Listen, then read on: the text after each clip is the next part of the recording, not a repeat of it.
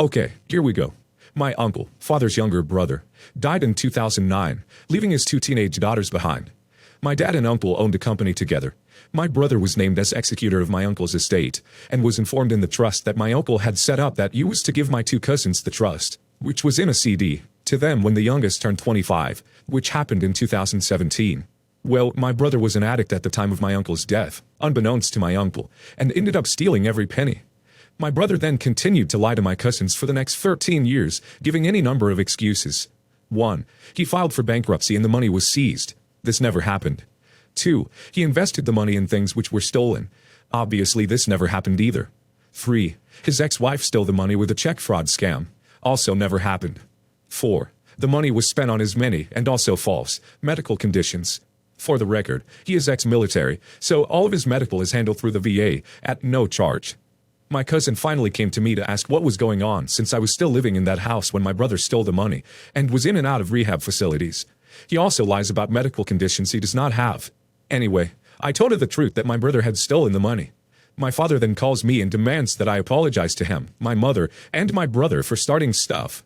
My parents have been lying for him to my cousins for years, so they are complicit. They then threatened legal action against me. My response to him: if you're mad that I was honest with someone, then that shows more about your character than it does mine. I've not had a lot of contact with these people in the last few years because of situations like this, but now I am completely disowned by them. But it begs the question, am I the a-hole? Edit. I did tell my cousin about the thievery years ago, but my parents and brother convinced them that I was a liar and not to be trusted. I did not have contact with my family, including my cousins, for many years after this. Just want to clear out that I have never lied for him, them, and that I told her the truth from the jump. Not the a-hole. You should also tell your cousins that they should hire a lawyer and see what kind of legal implications there are for stealing an estate. Your family is also ridiculous. You should go no contact with them as well. They're just enabling your brother's horrific behavior. Your parents are going to sue you for what exactly? Telling the truth? Your brother suffered no damages and you saying he stole the money. It's on him to prove those fairy tales he alleged happened. You're not the a-hole. Keep no contact with them. I'm proud of you for recognizing their toxicity and cutting them off. Not the a-hole. Your family did you a favor by disowning you. Now you don't have to worry about them stealing from you too. My husband and I, female 48, had good jobs, so we got the opportunity to save and buy a house when we got married. Then, as my husband loved to fish, we saved money again to buy a house in a lake near our city. We have 2 kids, Theo, male 29, and Lindsay, female 26. We used to have family vacations in the lake house quite often, as it wasn't that far. The lake house was under my husband's name. My husband got sick 5 years ago with a terrible illness. He fought all he could, but he ended up passing away a year after his diagnosis. As a way to be precautious, he passed the properties to me, and also the money he had saved up. We had separate savings accounts. He never told me what to do with the money or anything. He just passed all of it to me with the help of a lawyer.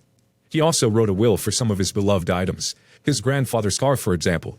Things that weren't expensive, but had an emotional value. He left some stuff for me, some for our kids, and the rest of his family and friends. After his parting, we started a yearly tradition to go there on his birthday to remember him. Around like 8 or 9 months ago, my son came up to me and asked me what plans did I have for the house. He explained that he wanted to buy a house before his marriage, and would love to buy the lake house. I told him I needed to think about it, but then I agreed. My son reminds me of my husband a lot. He loves nature as much as his dad did, and he loves that house too. So I knew that it would be in great hands. We did it all legally, and the house was sold market price range. My son and his fiancée planned to move soon. My daughter came home to visit me the other day. She asked me if we were going to the lake house to celebrate my husband's birthday again this year. I told her that we should ask Theo, but I'm sure that's not going to be a problem for him. She asked me why should we ask him, and I told her that since it's his house now, he gets to decide that kind of stuff. She went crazy when she found out Theo had bought the house. She had the nerve to say that she feels robbed by me because that's her house too, and I didn't ask her. I had to remind her that legally that house is mine, and that I had sold it to her brother, not just some stranger. We ended up having a big argument over this. She said I broke her dad's promise because he told them both that the house would always be theirs to go on vacations. It would never be sold or something like that. I didn't know that, as he never told me. He didn't give me any instructions about the house. At last, I told her to get over it, and she left. She also blocked my number and I can't call her. I think she's overreacting. The house is her brother's home now. It's not like we lost it forever to some stranger. My son and his fiancée will sign a prenup too, so in case of a divorce, he won't lose the house. But also, I understand that she feels heartbroken over that promise that I had no idea of. You're the a-hole. It was in your name, but it was a family house. Your daughter has just as many fond memories there as your son. Why would you not have mentioned it to her after your son said something? I always find it telling when someone keeps something quiet like this. You most likely already knew this was a bad idea. You're the a-hole. The house belongs to you, and you can do whatever you want with it. Legally, you are not the a-hole. It is also a place where both son and daughter spent their childhood vacations, and afterward used it as a father remembrance place with yearly tradition. So I think the fact that you did a whole transaction, transforming a family asset to son's asset, without informing the daughter, is not okay. Why does son get the chance to buy the family lake house and not daughter? You're the a-hole. Sure, legally it's yours to do with as you please. But just as a base level of compassion and family loyalty, you're the a-hole.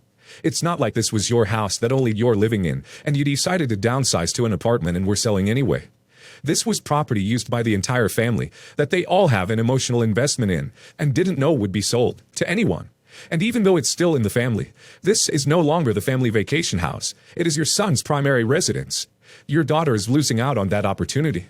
That at least warranted a conversation. You can't sell a house in a day. So in all those days and weeks it took to arrange loans and paperwork, you didn't once have a conversation with your daughter or think to mention it. This is about more than just the monetary transaction of house seller to house buyer. It's about the fact you didn't respect your daughter enough to mention it to her until it was already done. And even if you still didn't mention it until she brought up the house, it has to be really painful to realize your own mother doesn't respect you and is hiding and withholding family information from you. I, 19 female, have a cousin, Terry, 31 male. Terry has been a heavy smoker since he went to college and has been smoking cigarettes every day for as long as I remember. After work, he'll frequently smoke, eat loads of junk food, and then pass out on his couch. He's also well known in our family for being the Pepsi guy, as he drinks copious amounts of Pepsi every day like it's water. I don't care what he does. I know it's none of my business. His lifestyle eventually caught up with him, and Terry has pretty bad tooth decay and had to have some teeth pulled.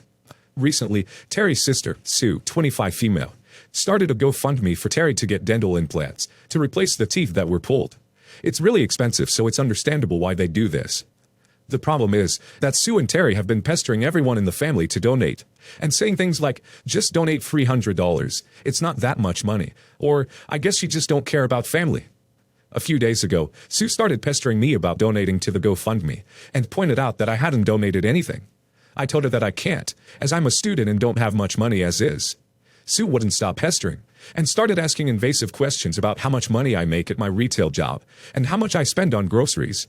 I snapped at her and told her that I shouldn't have to donate, and that Terry needing dental implants is a consequence of his own actions. Sue seemed shocked that I would say that, and told me that I'm an awful person, and that I have no right to judge Terry because I don't know anything, and that he's suffering with addiction. Sue blocked me but has been rampaging to my parents about how I need to learn manners, and that I'm a garbage cousin. Not the a-hole. It's really incredibly tacky to harass people to donate, then to get nosy about your life like that. Not the a-hole. You're 19 years old. People who think a 19-year-old should be donating to a 31-year-old's GoFundMe are ridiculous. Maybe if you have rich parents and family wealth, you could consider giving money. Bunch of BS in my opinion. Let the trash take itself out. Hey OP, I'm a dental tech. Seems nobody else is talking about that side of things. So let me list all the ways you're being taken for a ride. You're not the a-hole before I forget. First off, implants are the premium choice. He can get by just fine with a partial denture or bridges. Implants are $1,000 or $2,000 each and are usually not covered by insurance. Secondly, if you did donate and he did get implants done, he'd have wasted your money. You cannot smoke to the degree Terry does when you have implants. It eats the bone away that holds the implant in. Shoot, just store your money in the win. Third, there's no ducking way any doctor in his right mind would see Terry's oral health and think, yeah, let's put some hardware in there that requires meticulous cleaning. I bet that fella's got a calculus bridge yellower than the yellow brick road. A partial would be your best option, because you can pull teeth and add a tooth into the partial as it goes. Implants take at least 8 months to heal before you can even add the chewing component, crown, onto it. And that bad boy won't last under such poor conditions. His body will spit them out because he can't take care of them. A partial is worth maybe $300 or $400 coverage, depending. Most insurances I've seen can accept and help pay for these, even if not Medicaid. Don't donate, and let your family members know they're scamming you folks. He's using your goodwill to finance a premium auction not covered by insurance that doesn't even make sense to have. I, 25 male, Had been dating my girlfriend, 23 female, for 5 years. Over the years, I bought several pieces of jewelry for her, including a necklace earring set, a promise ring, and a Cartier bracelet. We ended things last month. It still is very fresh in my mind, and I miss her every day. Before she left, she returned these things to me and said it would be weird of her to wear it when she's no longer with me. I told her to keep it, but she returned them anyways. I was mentioning this at a supper the other day at my brother's house. His wife, 39 female, approached me after supper and asked what jewelry she returned. I told her, and she asked me if I wanted the Cartier bracelet off my hands. I could sell it to her. Apparently she always liked the bracelet, which was customized, and said she can't find it anywhere else. She said she would pay original price for it. I told her frankly that I don't think I'd ever sell it. She looked disappointed. Later on, my brother called me and said that I should still consider selling it. He said I could sell it to him and he would give it to her as an anniversary present. He said, I don't know what else you could do with it other than letting it gather dust. I told him, not a chance. He hung up, also annoyed with me. I talked to my sister about this and she said I should consider it, that it makes financial sense and would make my brother and sister-in-law very happy. She said holding on to it would prevent me from getting over my ex. She says I'm being stubborn and callous. Am I the a-hole for not wanting to sell it? No a-holes. You can keep it if you want, but they didn't do anything wrong by asking to buy it. It's true. What are you going to do with it? Let it sit in a drawer and have it remind you of your ex? Not the a-hole. She asked to buy the bracelet, and you said no. There should be no problem there. Calling you stubborn and callous is unreasonable. Having said that, I suggest you do not memorialize your relationship with your ex by hanging on to her jewelry forever. Your sister-in-law is actually offering to do you a favor. They're right in the sense that it doesn't make sense to keep it from a financial perspective. You won't wear it, and you can't really give it to a future girlfriend without always knowing it was meant for someone else. However, if it's fresh and you didn't want to break up, you're not emotionally ready to let go, and they should respect that. I think in time you will be happy to sell it, but you're not there yet. This has been causing so much family drama. I kind of forgot how much my husband's family loves money until we got into this argument. We were at a food truck festival, and there was a conflict with mother-in-law's fiancé, which ended in my waffle pizza getting wet. I know it sounds dumb, but it's the little things in life. Mother-in-law fed her fiancé something all for spoon. My husband made a joke about don't put that in your mouth. She's disgusting and probably diseased. Mother-in-law's fiancé got mad and threw water which got the waffle pizza wet. I asked him to replace it and he laughed. I said whatever, but he has to replace it. He started name-calling us both and talking about how we make fun of mother-in-law too much. I said if he is such a hotshot lawyer, he must have $9. He opened his wallet and didn't have much cash, but had his cards, and the place took cards. He tossed $2 bills at me and called me a little bee. Due to this, none of us are on good terms. Yesterday, we were at an engagement party for a relative, and everyone was oohing and dying over mother-in-law's stupid Cartier bracelet that he got her for her birthday. Mother-in-law's sister-in-law puppet asked if I liked it. I shrugged and said it is probably fake, because the dude doesn't even have $9. Sister-in-laws were laughing, but the older generation got pissed. He called my husband some names and made fun of his job. And now mother-in-law's mom isn't speaking to me. The only non-a-hole here seems to be the waffle pizza. Gone before its time, caught in the crossfire.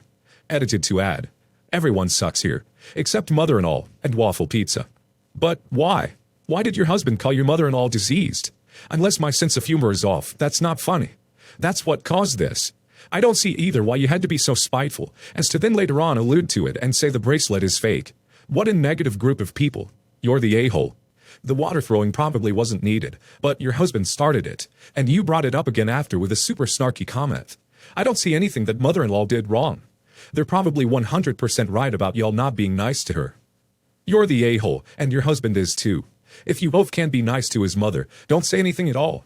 And your story, your husband clearly started this. You continued it with the completely unnecessary snide comment about the bracelet. I hope it was worth the laugh.